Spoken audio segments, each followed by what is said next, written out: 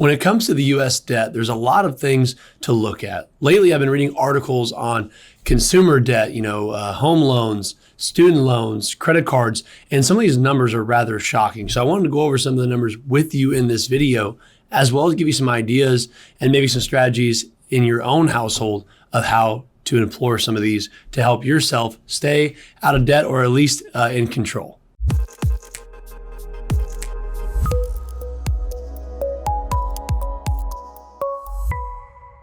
Welcome to the channel. I'm Logan Sadler. Thanks for stopping by. I am the host here of the Financial Beat channel. And today, as I talked about in the intro there, I wanted to talk about a lot of these numbers that are starting to come out by some U.S. economists and other people that have been researching these topics as far as consumer debt. This one specifically, Adam Kabesi was one of the publishers of it.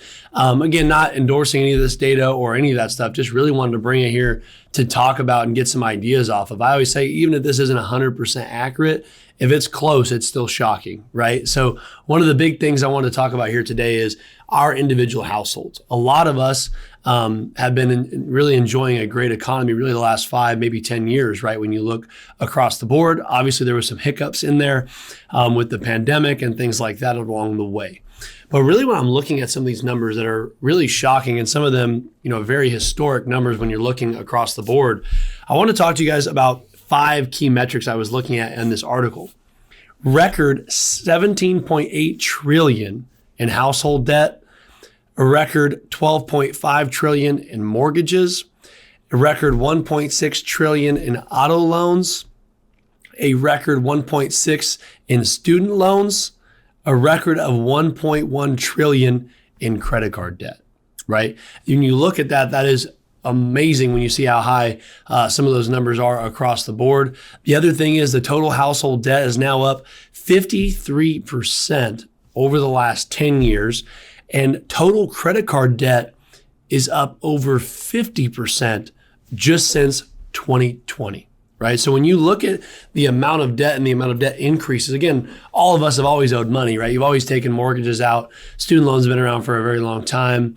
Car loans, all of us have always had to go through those types of things. However, with the level at which they are increasing is rather shocking, especially when you look at the numbers just over the last 10 years and then just since the pandemic, right, of how things have really shot up.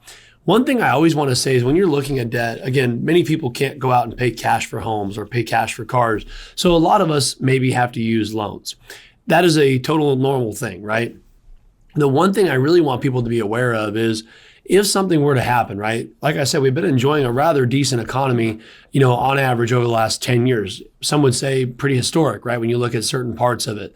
I would say the big thing is looking at what would happen if we had a bad economy, right? I'm not here on the channel to predict when the next recession is or when the next downfall is to happen. They happen, on and off throughout history. It will probably happen again when, I'm not sure, right? But I think when you're looking at your household, what happens if you couldn't go to work for a few weeks? What happens if you were off work for a few months?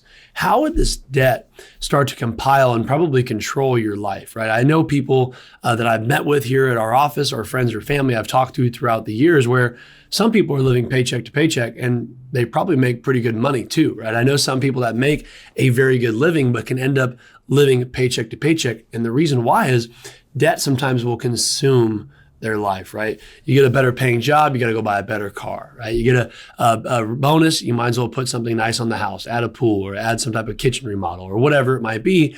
And sometimes we're not facilitating those with cash. Most of the time, we're just going out and borrowing more money, right? So I think when you're looking at your overall household, again, this doesn't pertain to every one of you, but a lot of you listening to this channel may know someone this may help.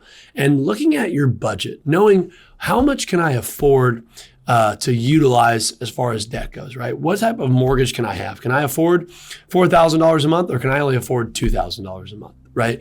Looking at all these types of incomes that are going out, I always say all the income coming in, but income going out that you're spending on these debts. And sometimes just servicing the debt is rather expensive. When you look at what rates have done, a lot of you may have a car loan that's 5, 6, 7, 8, 9%, right? Credit cards, we all know what those are. It's one of the highest returns out there on your money that you're actually paying out. And same when it comes to now with home loans. A lot of us that have had a loan the last 2 or 3, maybe 2 years plus, there's been rather high interest rates over the last 18 to 24 months. So I think it's super important when you're looking at your money coming in to make sure you know how much is going out to just debt. Save money when you can, put money away when times are good, and live off less than you make are very, very good, sound principles to help keep yourself in control. Because what happens with debt is it just kind of keeps going, right? And the problem is, as you've seen from the numbers, it's getting worse and worse for a lot of you out there and becoming more and more of an issue, even when times are good. So what happens when times go bad, right? You want to make sure you have an emergency fund. Make sure if you're out of a job for a few weeks or a few months, you are able to get by and still pay your bills. And I think keeping all of that in check is a very important message. And one thing I know we don't talk a lot about debt on this channel. A lot more of it's about retirement education.